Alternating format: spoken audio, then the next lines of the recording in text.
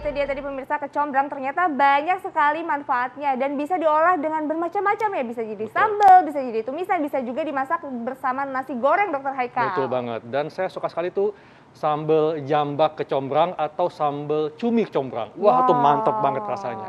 Karena ini merupakan rempah, Dok ya, yang memang cukup banyak ditemukan di Indonesia, ada di Sumatera dan di Jawa. Nah, selain enak, apa saja nih manfaat kecombrang untuk kesehatan? Di tengah kita sudah ada Dr. Ida Gunawan, spesialis gizi klinik. Halo Dok, apa kabar? Baik, Dokter, apa kabar? baik. Tadi langsung amazing Dok, lihat bentuk kecombrang ternyata mirip sama bunga teratai ya, kalau lagi ngincup ya. Nah, jadi ini kecombrang ya Dok ya, ini yang Sumatera ya, ini yang Bogor Dok ya? Betul. Oke. Gedean Sumatera ya Dok? Kalau ini yang Ini besar Jawa. sekali. Ini tapi manfaatnya sama ya Dok? Sama ya. Jadi memang saya nggak ngerti ya, mungkin karena perbedaan dari tempat tanahnya, kesuburan tanah, iklim itu pasti akan mempengaruhi pertumbuhan ya. Iya.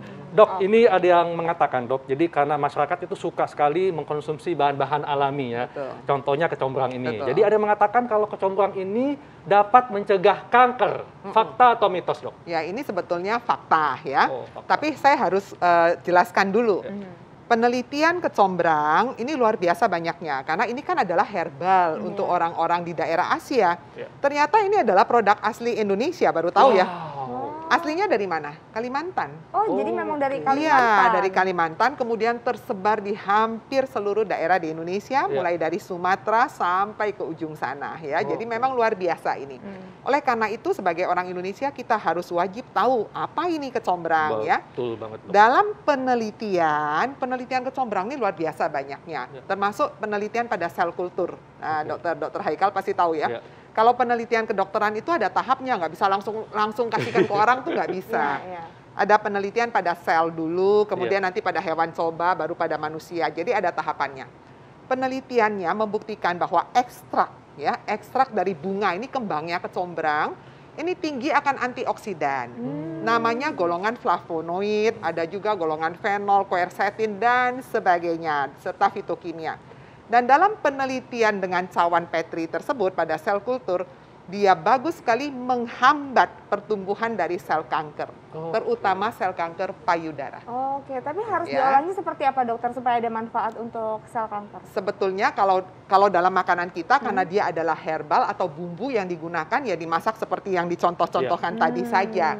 Cuman pertanyaannya berapa dosis yang bisa dipakai kalau buat manusia? Memang pada penelitian manusia itu belum dilakukan terhadap kanker.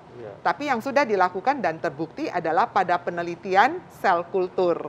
Dia mampu untuk menghambat pertumbuhan dari sel HeLa. Itu adalah sel kanker pada manusia. Ya. Oke, jadi itu ya dokter ya. Betul. Penelitiannya. Nah dokter, tadi kan dokter juga bilang ya dokter ya manfaat lainnya ternyata memang banyak banget. Ini ada fakta dan mitos berikutnya dokter. Ini katanya kecombrang bersifat antibakteri dan juga anti jamur. Ini fakta atau mitos dokter? Ya, ini juga fakta. Fakta Luar biasa ya.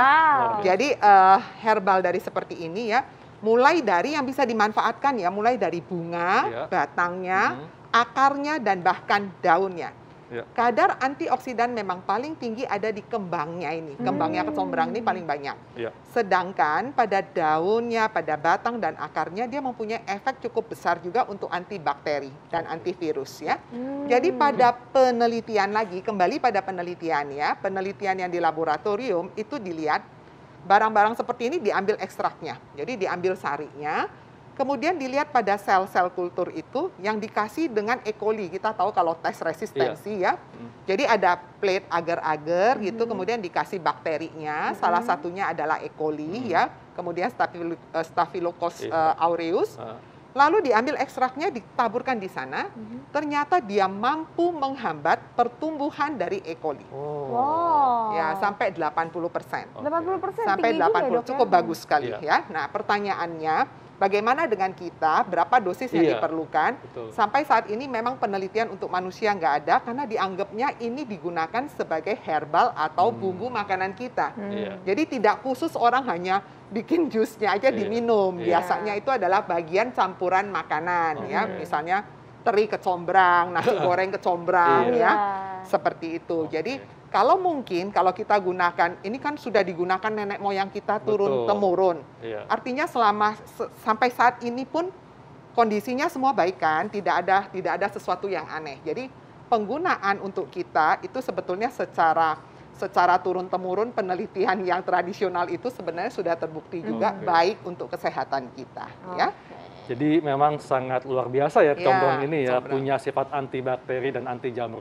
Nah, ini ada juga dok yang mengatakan kalau rutin mengkonsumsi kecombrang dapat menghilangkan bau badan dan bau mulut. Nah, ini fakta atau mitos dok? Nah, ini mitos. Nah, ini mitos ya. Kenapa? Karena kecombrang ini sudah pernah makan belum? Ini luar biasa wanginya. Jadi kalau nanti dipotong-potong, dia mempunyai wangi yang spesifik sekali ya. Wangi kecombrang. Kalau saya suka sekali dengan kecombrang. Jadi karena wanginya itu sehingga membuat mulut itu menjadi sepertinya bau mulut itu akan ketutup seperti itu. Jadi orang mengatakan karena dia mempunyai wangi yang khusus, seperti Anda minum mint itu loh, air mint, daun mint ya. Nah kalau daun mint kan wanginya pedas gitu ya. Kalau ini khusus banget wanginya. Maka dianggap oleh orang awam bahwa dia mampu menutup bau-bau atau rasa yang tidak enak. Padahal dalam penelitian belum ada buktinya. Ya. Padahal enggak ya dokter ya? Ya.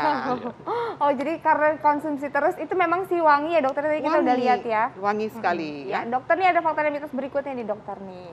Ini katanya konsumsi kecombrang baik banget bagi ibu menyusui. Ini fakta atau mitos? Tapi jangan dijawab dulu dokter. Ibu-ibu dan bapak-bapak penasaran kan? Tapi sesaat lagi kita akan temukan jawabnya. Tetap di Hidup Sehat.